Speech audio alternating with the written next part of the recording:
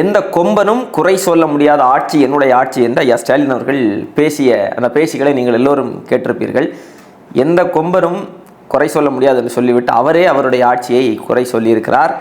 மதுரை மாநகராட்சியில் 150 கோடி ஊழல் நடைபெற்றிருப்பது கண்டுபிடிக்கப்பட்டதை தொடர்ந்து 5 மண்டல தலைவர்களும் ராஜினாமா செய்ய வேண்டும் என்று ஐயா ஸ்டாலின் அவர்களே உத்தரவு பிறப்பித்து தன்னுடைய ஆட்சியை அவரே காரி உமிழ்ந்திருக்கிறார். 5 பேருடைய ராஜினாமாவும் தற்போது ஏற்கப்பட்டிருப்பதாக செய்திகள் வருகிறது. என்ன செய்தி அப்படின்னா, மதுரை மாநகராட்சியினுடைய மேயராக இருப்பவர் இந்திராணி அவர்கள் திமுகவை சார்ந்தவர். திமுகவினுடைய கட்டுப்பாட்டில் தான் மதுரை மாநகராட்சி இருக்கிறது. அமைச்சர் PTR அவர்களுடைய தீவிரமான ஆதரவாளராக இந்திராணி அவர்கள் கருதப்படுகிறார். இந்த மதுரை மாநகராட்சியில் நீண்ட நாட்களாக ஒரு குற்றச்சாட்டு வைக்கப்பட்டு வருகிறது. என்ன குற்றச்சாட்டு அப்படின்னா, கடந்த 2022 முதல் 2024 ஆண்டு வரை மதுரை மாநகராட்சியினுடைய வருவாய் குறைந்திருக்கிறது. இந்த வருவாய் குறைந்திருப்பதற்கான காரணம் வரி ஏய்ப்பு இங்கே நடைபெற்றிருக்கிறது. இந்த வரி ஏய்ப்பு எப்படி நடைபெற்றிருக்கிறது அப்படின்னா, அந்த மாநகராட்சிக்கு உட்பட்ட பகுதிகளில் இருக்கக்கூடிய வணிக வளாகங்களுக்கு குடியிருப்புக்கான வரி விதிக்கப்பட்டிருக்கிறது. அதாவது மிக குறைந்த அளவில் வரி விதிக்கப்பட்டு அங்கே மிகப்பெரிய ஒரு மோசடி நடைபெற்றிருப்பதாக குற்றச்சாட்டுகள் எழுப்பப்பட்டது. எதிர்க்கட்சிகள் மட்டுமல்லாமல் திமுகவினுடைய கூட்டணி கட்சிகளும் இந்த குற்றச்சாட்டை முன்வைக்கிறாங்க.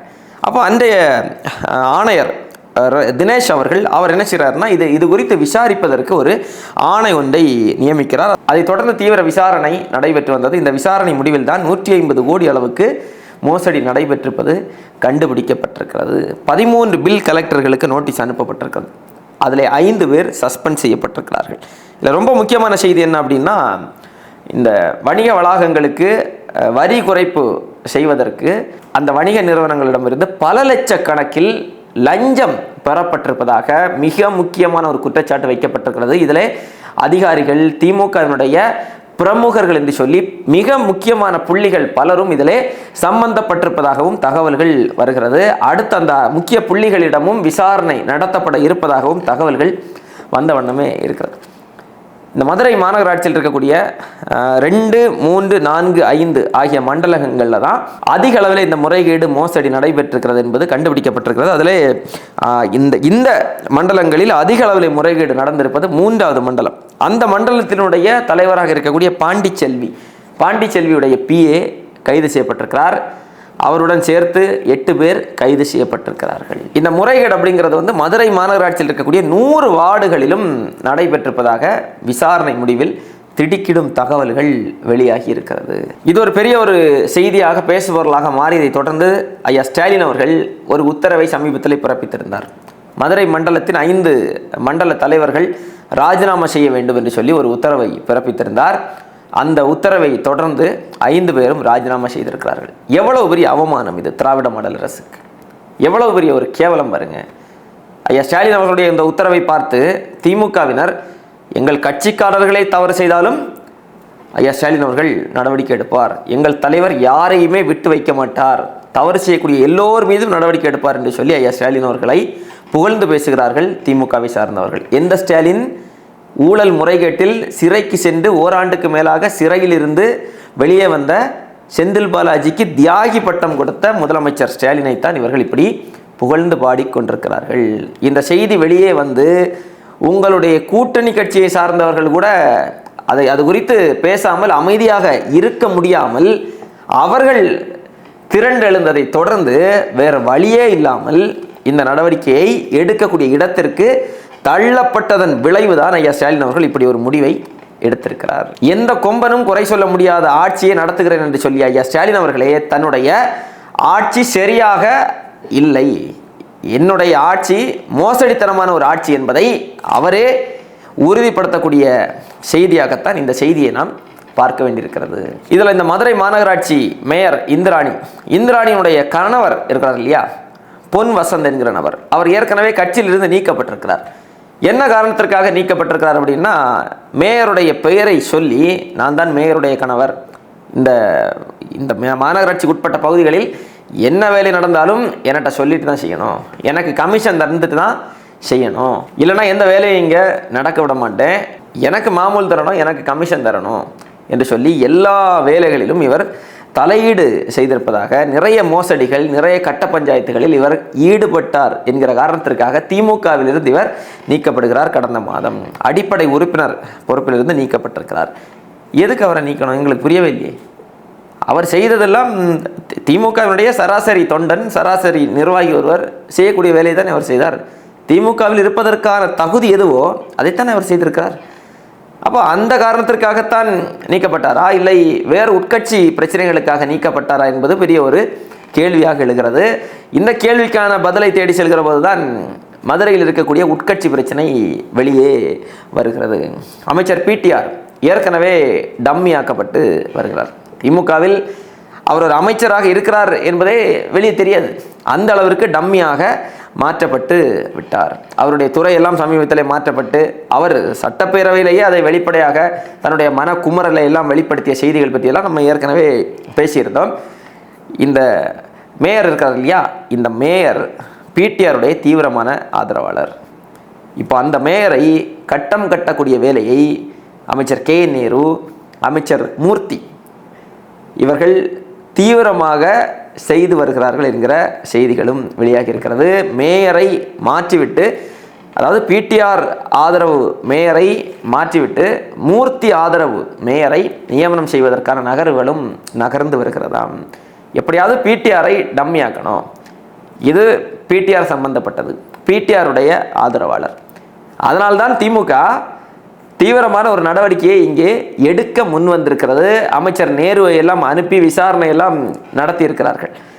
இதுவே வேறு ஏதாவது அமைச்சருடைய ஆதரவாளர் இது போன்ற சிக்கலில் ஈடுபட்டிருந்தால் அந்த செய்தி வெளியே வந்திருக்காது. அப்படி ஒரு செய்தி வெளியே வந்தால் கூட அதை மூடி மறைத்திருப்பார்கள். எந்த விதமான நடவடிக்கையும் எடுத்திருக்க மாட்டார்கள். இந்த ஊழல், முறைகேடு, மோசடி எல்லாம் மதுரை மாநகராட்சியில் மட்டுமல்ல, இவர்களுடைய கட்டுப்பாட்டில் எந்தெந்த மாநகராட்சிகள் இருக்கிறதோ அத்தனை மாநகராட்சிகளிலும் இந்த முறைகேடுகள், மோசடிகள், இது போன்ற முறைகேடுகள் தொடர்ந்து நடந்த வண்ணமே தான் இருக்கிறது. அது குறித்தெல்லாம் ஐயா ஸ்டாலின் அவர்கள் ஏதாவது பேசினாரா? அந்த மேயர்களை எல்லாம் கண்டித்தாரா? அந்த மண்டல தலைவர்களை எல்லாம் கண்டித்தாரா? அதெல்லாம் செய்யவே மாட்டார். அப்போ இதில் இறங்கி இருக்கிறார், நேரடியாக முதலமைச்சர் ஸ்டாலின் அவர்கள் இறங்கி இருக்கிறார் என்றால் பிடிஆர் சம்பந்தப்பட்டது. பிடிஆரை டம்மியாக்க வேண்டும். இப்போ பிடிஆர் சிக்கி தவித்துக் கொண்டிருக்கிறார். ஏற்கனவே திமுகவில் அவர் சிக்கி தவித்துக் கொண்டுதான் இருந்தார். இப்போது தன்னுடைய ஆதரவாளர் இது போன்ற ஒரு மோசடியில் சிக்கி தவித்திருப்பது பிடிஆரை தர்ம சங்கடத்துக்கு ஆளாக்கி இருக்கிறதாம். இப்போ நம்ம என்ன கேள்வி எழுப்புறோம் அப்படின்னா, இங்கே முறைகேடு, மோசடி நடைபெற்றிருப்பது உறுதியாகி இருக்கிறது. முதலமைச்சர் ஸ்டாலினே அதை உறுதிப்படுத்தியிருக்கிறார். இங்கே அமலாக்கத்துறை எப்போது வரப்போகிறது? அமலாக்கத்துறை எல்லாவற்றுக்கும் வருவார்கள் இல்லையா? அந்த அமலாக்கத்துறை சமீப காலமாக அமலாக்கத்துறை காணலை. அது குறித்து நம்ம இன்னொரு காணொலியில் விரிவாக பேசுவோம். இப்போ இந்த முறைகேட்டிற்கு அமலாக்கத்துறை வருமா, களமிறங்குமா? அமலாக்கத்துறை களமிறங்க வேண்டும் என்பதுதான் எல்லோருடைய எதிர்பார்ப்பாகவும் இருக்கிறது. இந்த முறைகேட்டில் எந்தெந்த பிரமுகர்கள் சம்பந்தப்பட்டிருக்கிறார்கள்? திமுகவினுடைய பிரமுகர்கள் என்கிற செய்தி வருகிறது இல்லையா? யார் அந்த பிரமுகர்? முக்கிய அரசியல் புள்ளிகள் யார்? எந்த புள்ளியாக இருந்தாலும் சரிதான், அத்தனை புள்ளிகளும் சட்டத்தின் முன்னால் நிறுத்தப்பட்டு தண்டிக்கப்பட வேண்டும் என்பதுதான் எல்லோருடைய எதிர்பார்ப்பாகவும் இருக்கிறது. இந்த திராவிட மாடல் அரசில் அது நடக்குமா என்று பார்த்தால் அதற்கான பதில் எல்லோருக்குமே தெரியும். இதை அப்படியே மூடி மறைத்து விட்டு அடுத்த வேலையை பார்க்க செல்வார்கள். இப்போ என்ன செய்வாங்கன்னா, இந்த மேயரை மாற்றிவிட்டு அமைச்சர் மூர்த்தியுடைய மேயரை நியமனம் செய்துவிட்டு அவரை புகழ ஆரம்பிப்பார்கள். அவருக்கான மார்க்கெட்டிங்கை செய்ய ஆரம்பிப்பார்கள்.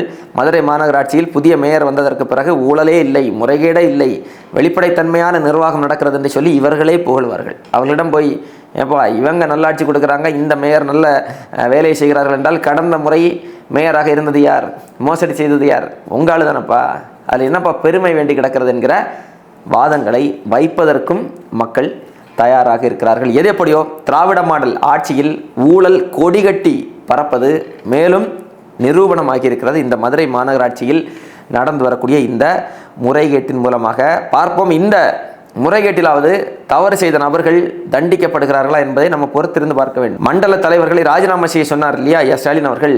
எதுக்கு ராஜினாமா செய்ய சொன்னீங்க? அவர்கள் தவறு செய்தார்கள் என்று தானே, முறைகேடு மோசடியில் ஈடுபட்டார்கள் என்று தானே. அப்போ ராஜினாமா செய்தால் போதுமா? அதுதான் அவர்களுக்கான தண்டனையா? சட்ட ரீதியான நடவடிக்கை எடுங்கள் அவர்கள் மீது. எப்போது எடுப்பீர்கள்? அதெல்லாம் எடுக்கிறதே இல்லை.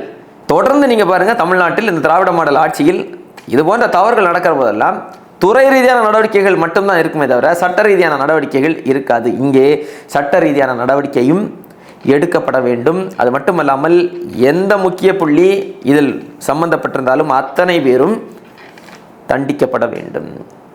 ஏதோ ஒரு அமைச்சர் இதில் தொடர்பு இல்லாமல் இந்த அளவுக்கு மோசடிகளை செய்ய முடியாது.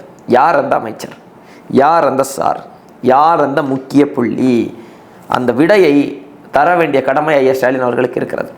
5 மண்டல தலைவர்களை கை காட்டிவிட்டு அவர்கள் மீது மட்டுமே பழியை போட்டுவிட்டு அவர்கள் மட்டுமே தவறு செய்து விட்டார்கள் என்று நீங்கள் சொல்வீர்கள் என்றால் அதை திமுகவினர் வேண்டுமானால் நம்புவார்கள். ஆனால் தமிழ்நாட்டு மக்கள் அதை நம்புவதற்கு தயாராக இல்லை. யாரெல்லாம் இதில் சம்பந்தப்பட்டிருக்கிறார்கள், உங்களை சுற்றி இருக்கக்கூடிய நபர்கள் யாரெல்லாம் இதில் சம்பந்தப்பட்டிருக்கிறார்கள் என்பதை ஐயா ஸ்டாலின் அவர்கள் சொல்லணும். இது ஒரு மாநகராட்சியில் நடந்திருக்கக்கூடிய மிகப்பெரிய ஊழல். 150 கோடி மக்களுடைய வரிப்பணம் விழுங்கப்பட்டிருக்கிறது, விழுங்கி இருக்கிறார்கள். 150 கோடி ஊழல் நடக்கிறது என்றால் ஒரு அமைச்சருடைய, ஆளும் கட்சியினுடைய மிக முக்கியமான பிரமுகருடைய தொடர்பு இல்லாமல் இது நடக்குமா? இயல்பாக எழக்கூடிய கேள்விதானே இது. சின்னதாக சில லட்சங்களில் மோசடி நடந்தாலும் கூட அங்கே அந்த ஆளுங்கட்சியினுடைய பிரமுகரோ அமைச்சரோ தொடர்பில் இருப்பார். அவருடைய உதவியோடு தான் இது நடக்கும், அவருக்கு கமிஷன் செல்லும். இதுதான் தமிழ்நாட்டு அரசியல் களத்தினுடைய நிலையாக இருந்து வருகிறது. இப்போ 150 கோடி, இது வெளியே தெரிந்தது 150 கோடி இப்போது தெரிகிறது.